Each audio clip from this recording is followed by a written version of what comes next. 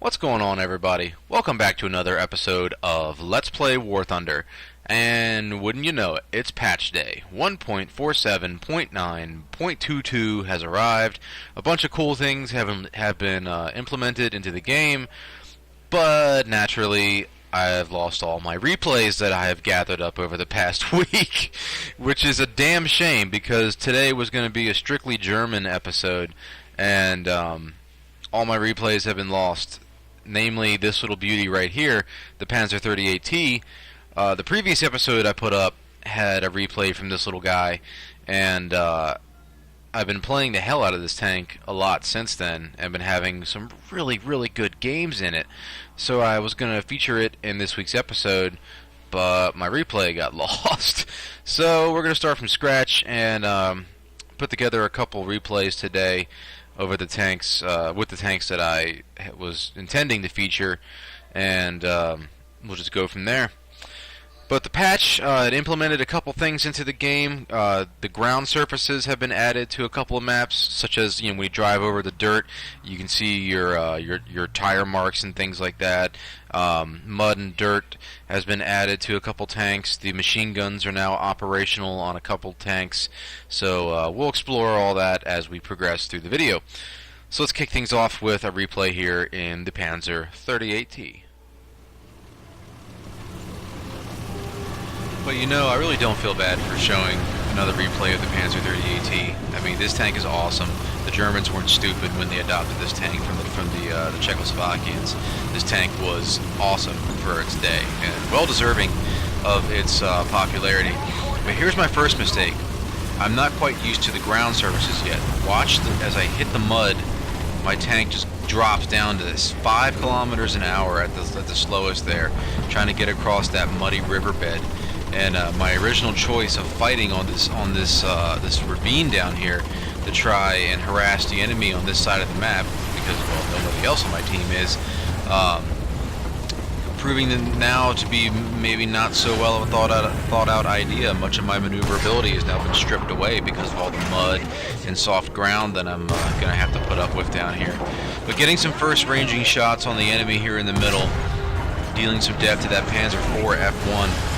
Very good kill picked up here, and just trying to harass the enemy, hold them, prevent them from advancing further and flanking us, and I'm going to have to do this all on my own, it looks like. But that's War Thunder for you. Here's a fun fact. Did you know that Peru bought 24 Panzer 38Ts during their 1941 war with Ecuador? Had no idea that this war even happened.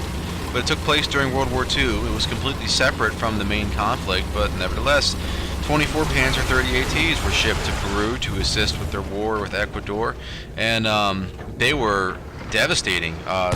Their opponents had no anti-tank guns. They used cavalry-mounted artillery. So these tanks won the day during a number of battles for the Peruvians during that war, earning themselves some fame in South America. As a matter of fact, they actually went on to serve another 50 years with the Peruvian military before they were replaced by some modern equipment. And this poor Panzer III here, coming down here to try to root me out, and I honestly expected death to hit me at any moment there, but somehow managing to win the day against that Panzer III. Very well fought fist fight there, but I've taken some damage, and now the enemy definitely knows I'm here. So I'm going to have to get off a couple more harassing shots and really think about relocating here. We got M3 Lees. I am absolutely no match for an M3 Lee. It has a 75mm secondary gun, and then a 30mm main gun, I believe, on it, as well as its armor. Apparently it's very formidable from the side. That was very unfortunate. But he's coming back here now to deal with me. I got to think about relocating here. Maybe I can try to damage his gun there, and I got to get out of here.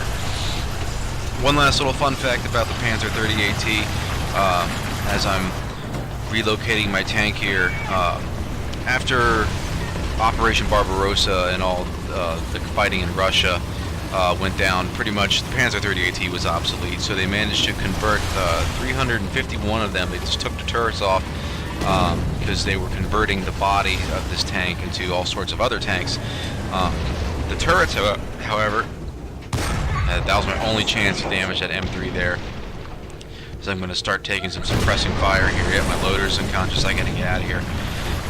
So yeah, those 351 chassis that they converted, the turrets were used as fortifications in southwestern France, I believe. So, recycling. It's a good thing. And this was my final mistake of the match here, and it wound up costing me my life. I should have went the other way. I should have tried to turn tail and run, but I know there's an M3 coming my way. Oh, and there he is. My initial objective was to try to reach the end of this ravine, because you don't have much gun depression on M3 Lee, but here's that damn mud again, slowing me down. There's no hope for me to reach the end of this ravine here to get off a couple shots of this M3 Lee, or I'm gonna have to turn and face him.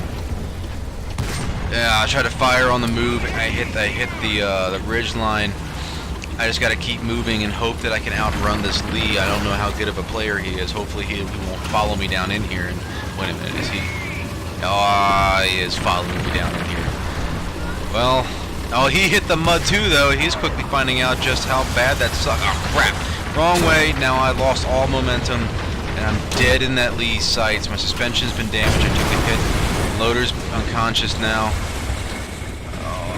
Get one more shot off on him here. Commander and loader and driver are dead. These gunners, however, are still active. My track's damaged, and this fight I'm not going to win. Last shot going into her, wounding the driver. That's it. I thought the driver was dead. Oh well. A good showing from the Panzer 30 AT, nonetheless. So as I said at the start of this video, I did have a lot of replays I wanted to show you. They were good replays, but of course it's patch day, so I lost them all. So unfortunately you're getting my leftover scraps of kind of meh games. This is the Panzer IIIF. It was the first mass-produced Panzer III of World War II. And I say mass-produced, they only built 450 of them, which is nothing compared to what the Soviets and the Americans were manufacturing. But the most manufactured Panzer III before that was the Panzer IIIe, and they only cranked out about 96 of them. So it was the first, you could say, main battle tank used by the Germans. For this, they had the Panzer I and IIs, not exactly medium tanks. They were more of a light skirmishing tank, I guess you could say. So this was the first example of German military ingenuity, and it's a good little tank. Its turret traverse is ungodly slow, I've found, but it has the armor to withstand a few hits, and it can dish out some hurt when it needs to, as you just saw there. It outclassed most of its opponents that it would face in Poland and France during those military campaigns, but after the lessons learned in France going up against the Matildas and some of the French tanks, they decided an up-gun version of the Panzer III would be more adequate. This one was only armed with 3.7 centimeter gun, so it was good up until about 1940. And then once they started encountering some of the Soviet machines, they upgunned this little thing. But unlike its big brother, the Panzer IV, the Panzer III was intended to fight tanks. That was until they encountered T-34s and KVs. So they upgunned it, they up-armored it after this point, but it was never really fully upgraded to handle enemy tanks. That role passed on to the Panzer IV. But at the start of Operation Barbarossa, though, this was the most important tank in the German military. The most numerous Russian tanks at the start of that military operation was still the BTs and the T-26s. T-34s and KV-1s weren't really on the battlefield in any gigantic numbers yet. So the Panzer III at the start of Operation Barbarossa did manage to rack up a 6-to-1 kill ratio, which is not bad, until the Battle of Kursk. And then, it was given a secondary role. As a matter of fact, 60% of the tanks at the Battle of Kursk were Panzer IIIMs, which we'll talk about after this. But the main drawback I can say from this tank, it has decent speed, and it has decent maneuverability. Its turret traverse, I found, is very slow, and its gun, as you can see here, it can do damage. It can punch in its weight class, but when it encounters just odd targets, I guess you could say, like this T-26, or especially American tanks with a lot of empty space on the inside, the armor piercing round that this tank fires just doesn't seem to be able to do enough damage when you need it to. As we're counting another T-28 here, and putting some shots into him. He's putting some shots into me. This is a battle that I am not going to win, and I don't have to win it. Nice. I guess that was air power coming down in there, saving my ass at the last minute here. And now here's another example of some soft ground. You can see my tracks sinking in, causing those deep channels in the mud and dirt there behind me. You really got to think about where you're going and what kind of terrain you're driving on now, because if you're in a tank like a KV-1 or something like that, you really need to think about what type of terrain you're about to drive over. And here we are. Nothing much I can do in this battle. I'm pretty much the only person that went north. So I'm just, again, harassing firepower. Got to deal with that T-26 though. He knows I'm here, and again, just putting rounds into him. Not able to cause as much damage as I would like to. I'm penetrating, and here on a poor ZIS, like, I'm penetrating, I'm causing damage, but I'm just not able to score that kill shot. And it's very unfortunate, because I got 2 or 3 tanks now barreling down on me, directing all their firepower towards me. I've taken damage, my turret's messed up, crew members are all messed up. It's taking me a very long time to reload here, and putting a shot into the front of a Panzer III, but that ZIS getting some revenge, taking me out there in the final moments of that skirmish. And check this out, no matter how many times I watch this, I can't tell, but it looks like that ZIS shot me straight down the cannon barrel. That's a hell of a shot.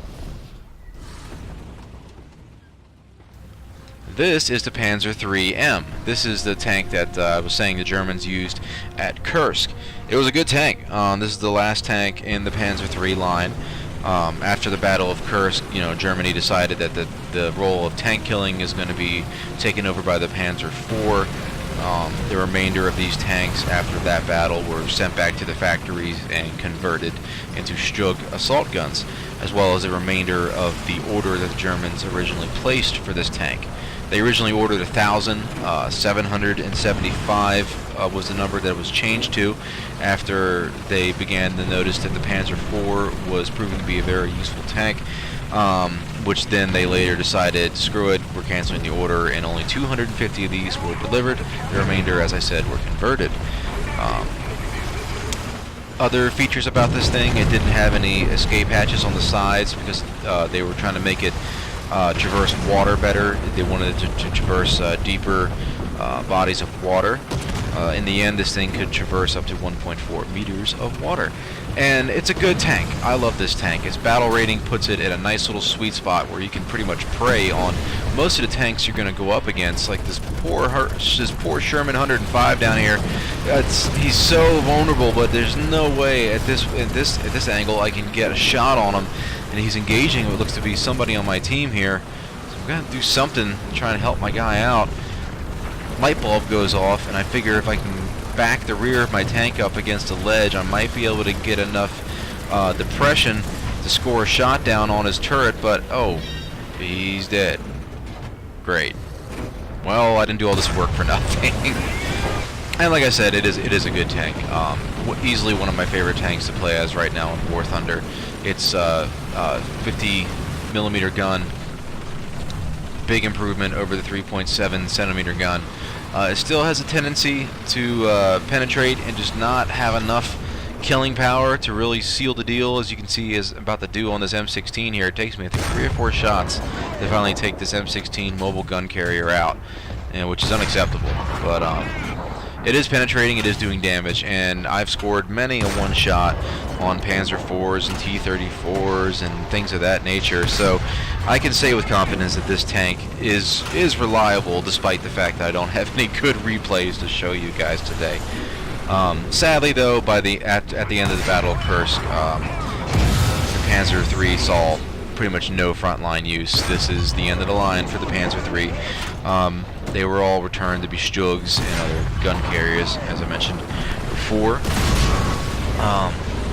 It's a sad state of affairs that it was just outclassed by its big brother by this particular point in the war. Finally getting a kill on that Sherman. You saw how many shots I had to put into that guy to finally do the damage. But here, this poor little M3, goodbye, sir. That's a one-shot. That made me feel good on the inside. And we're pushing pretty far here now during this replay. I've pretty much given up hope that this is going to be a victory. I mean, look at the ticket counter up at the top there. There's really nothing we can do. Got M4 sniping my team. Nope, not any longer. Very nice shot there. A little bit steeper than I thought, but it's all right. Panzer III makes easy work of that. Oh shit! I don't know if you just picked up on what that was. I just took a direct hit from that tank that just exploded. Just took a direct hit to the side from a Sherman 105. Blew my side skirts off, but otherwise I'm okay. The tracks absorbed the rest of it.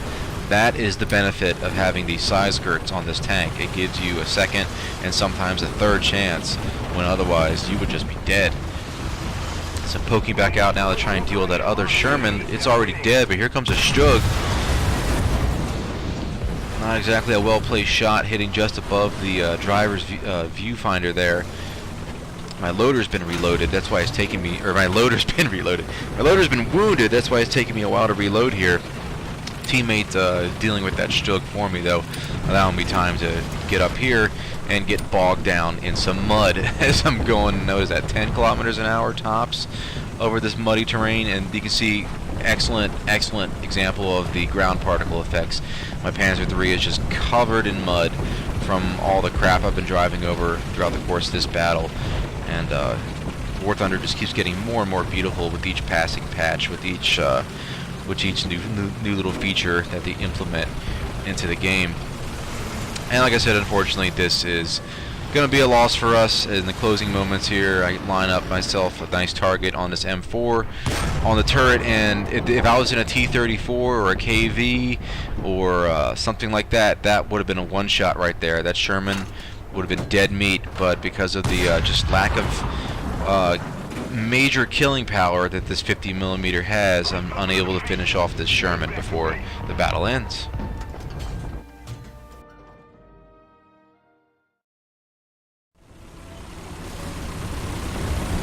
Just a quick little replay here of my M16 mobile gun carrier. This thing's fun. Not as fun as my M13, only because my M13 doesn't actually engage targets with a whole lot of armor on it. So this thing actually comes up against tanks that have the ability to fight back. So I just switched to pretty much harassing tactics, just harassing this Sherman, getting him to look my way and then dipping out. Come across a Panzer IIIF here a little while later.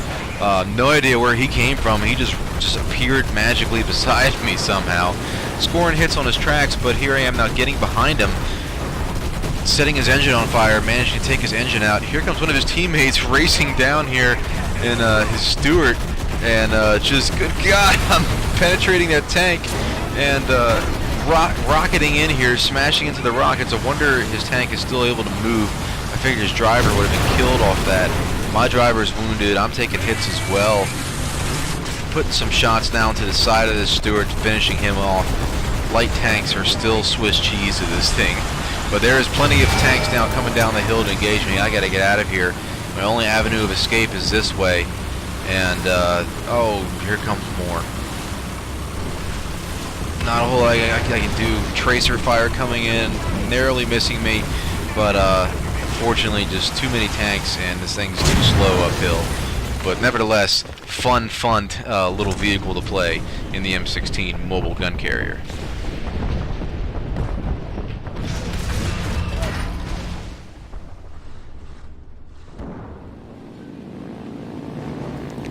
Originally, I wasn't going to put any air battles into this week's episode, mainly because I just didn't have any good enough footage, really. I'm by no means good at the arcade air battles, let alone realistic air battles, but I have a hell of a lot of fun playing the air battles, and this battle here is no exception. I haven't played with my Americans in a while because I've been having way too much fun with the Russians and their high-caliber guns, and the German ME-110, I believe is what it's called. But I jumped back into my American tree, figured I'd dust off my old Dauntless here and go have some fun in arcade battles. Scoring a few hits on ground targets there, nothing out of the ordinary. Swooping back around here for another pass, ignoring the effect of gravity on the human body, and Just going for some of these ground targets here. My tail gunner now opening up. There's definitely somebody on the 6. Figured I'd just fly low, fly path of the earth, and hopefully that'll make me a harder target to hit. But unfortunately, whoever this is right on my rear, and I'm in a Dauntless, so I'm not exactly fast. So nothing I can really do here except let my tail gunner do the work. But he seems like he's scoring hits, but he's just not able to get a killing blow here. So hitting the damn tail button, or hitting the view button too many times is what gets me killed here. By the time I'm finally able to engage that aircraft, it's just too late. So as I'm going down, I think to myself, no big deal. I'll just hop in my Hawk and just do some boom and zooms. And well, I have fun in the Hawk. I don't really like it. It's like flying a brick. It feels very heavy, and it's not really maneuverable. So your only real option left in this thing is just to gain altitude and just dive on people and use up that speed pursuing targets and then gain more altitude again. Scoring some hits on that biplane there. HE-51. Oh, that's right, it's War Thunder arcade battles. So I almost get taken out by my own damn teammate there. So I'm trying to gain some altitude, get myself out of the thick of that fighting here. And this guy's, I'm not sure what he was planning on doing there, but managing to win that head-to-head. But unfortunately, I suffered engine damage, which makes me a nice big target for the enemy. They see all that smoke pouring out of my plane. I'm like a freaking light to moths. So I'm going back to base. I'm trying to rearm and repair my tank, or airplane. And noticing really for the first time that the instruments actually work on the console here, which gave me a whole new level of respect for this game, that they put in that much detail. You see my altimeter there, or whatever the hell it's called, ticking down. And here's another example of my expert skill in War Thunder arcade here. Going in for a landing, and have no real way to tell if I'm on the deck. So at this point here, I think I'm actually on the deck, and then it's when I go on a side view there I realize, oh wait, I'm not. And unfortunately, I still have way too much speed built up, and there's just no way. I'm squeezing all the machine guns, trying to slow myself down. I'm running out of runway, and at this point, you gotta hit the accelerator, and oh my god, shearing a landing wheel off, which was almost my life there. Banking this plane back around in an attempt to try and land this thing again. This time, it's gonna have to be a crash landing, and this just went from bad to worse with my own skill in this game. And oh man, I managed to actually touch down, and slowing this thing down. I finally have the brake applied, and I'm just gonna let gravity and the weight of the plane do the rest there, suffering a good bit of wing damage and engine damage, but I mean, what do you expect? I crash landed the thing. Short while later, like a minute and a half later, I'm almost repaired, and here comes this son of a bitch. Just really, man, was it worth it? Well, this episode is quickly drawing to a close, so let's wrap it up with a pretty good replay in my T-34s. This is my T-34 1942. Its most notable improvement over its predecessor was the fact that they put on a hexagonal turret. They added handrails for infantry to cling on for dear life. They also put expanded... Whoa! You really thought you could have made that? Watch where you're going, man. They added internal and external fuel tanks, giving this tank an operational range of 400 kilometers, which is pretty good. And then depending on which factory it rolled out of, that determined what its road wheels look like. This one here, as you can see, are all steel road wheels due to shortages with rubber during this point in the war. And this tank was pretty much a product of streamlined manufacturing. They wanted T-34s manufactured as cheaply and efficiently as possible. So this tank was pretty much just all meat and bones, or skin and bones rather. And here we got an M4 easy kill. I love preying on this street in the early goings of matches on this map, because there's always bound to be somebody poking their nose out when they shouldn't. A short while later, I'm advancing up with my team, trying to help them push the cap, putting a shot into that Panzer just to make sure if it's dead, I've been running into issues recently where I haven't been able to see name bars over tops of tanks, so I always shoot first, ask questions, wait later. Here now I'm squaring up with another T-34. This one looks to be a 1940 model T-34. I have an upgraded version of the gun though, as compared to him. He has a 75mm, I think. I have the 76. So we're about to prove whether or not if this gun's capable of taking out another T-34. Oh, what? Yes, it will. From the front, a nice penetrate on that T-34. A short while later, we discover a martyr somehow managed to sneak out into the open, put a nice shot into him, critical hit. I'm going to leave him to my allies and head off to the south because there's, you can't really tell on the mini-map. It's another unfortunate feature to War Thunder replay, but there's a nice battle shaping up down this street. You can't see any of the enemy tanks on the mini-map, but I can. And they're down here, so I got to head down here, help out my team, and prevent the enemy from flanking us. Before I do that though, remember kids, always check both ways before crossing the street. You can't even begin to tell you how many times I've been killed because I just did not check across the street that I was trying to cross. And this is a critical decision to make right here. Do I stand here and camp this corner, or do I push? Because around this corner is the enemy. The whole middle part of this map by the church is just a kill zone. So I'm just putting shots into this Panzer III, nice side-on shot into the turret, taking him out. There's a Panzer IV F2 around here somewhere, and I gotta be real careful. I'm effectively a one-shot kill for that gun they have on that Panzer. But my first shot going into him looks like it disabled his turret ring. He can't rotate that turret, and he's still heading forward, crashing straight to a telephone pole though. Second shot now going in, setting him on fire. I gotta duck back around cover. He is still pointing that gun in my direction. Panzer IVs, their armor can't stack up to a T-34, but that gun can shred through a T-34 almost effortlessly. So really got to be careful, even with a tank that's stricken like him. My allies put some fire into him, and there we go. 3 shots, finally taking out that Panzer IV. But the gun on this tank I want to talk about for a second. It was a 76mm. When they fitted this to the T-34 chassis, it gave the tank increased gun depression, higher velocity from the rounds, and overall just made it a much more deadly version of the T-34 than it already was. And here we are now, finally pushing the corner, catching a Sherman. First shot going into him, not doing anything. Unfortunately, I pushed too far, and like I said, this is a killing zone. I've now taken shots to the rear.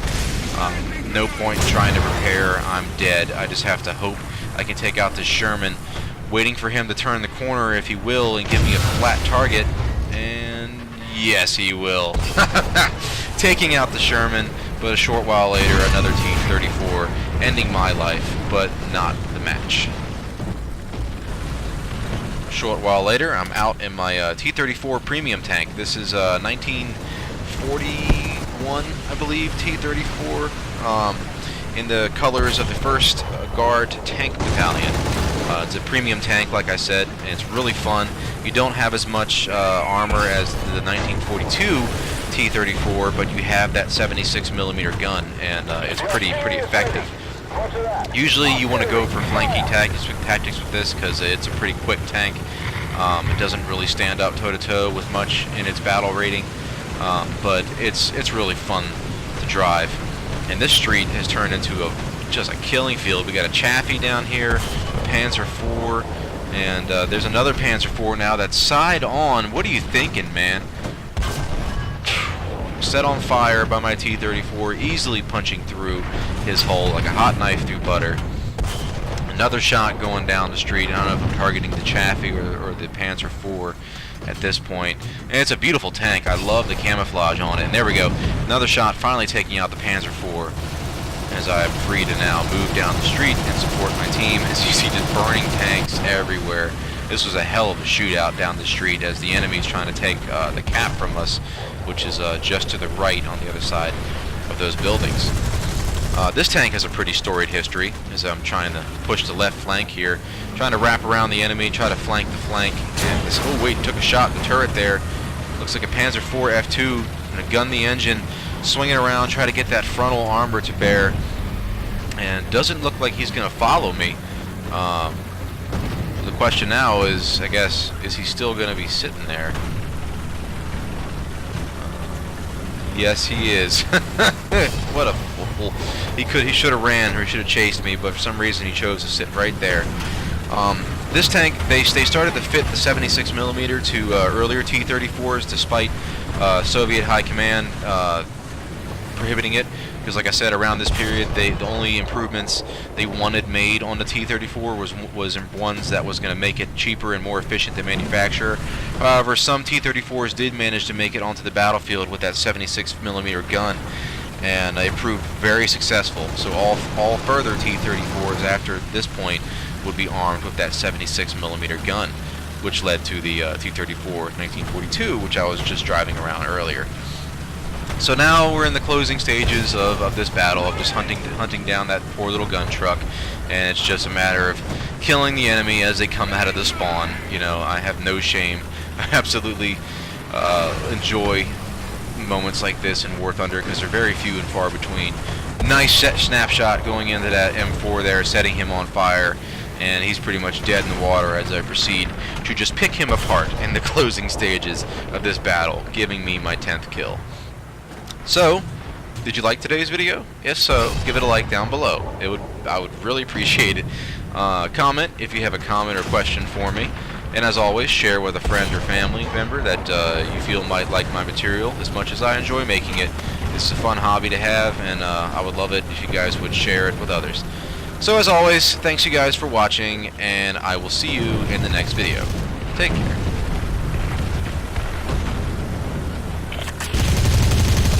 Confirming fire. The artillery is on the position. Roger that.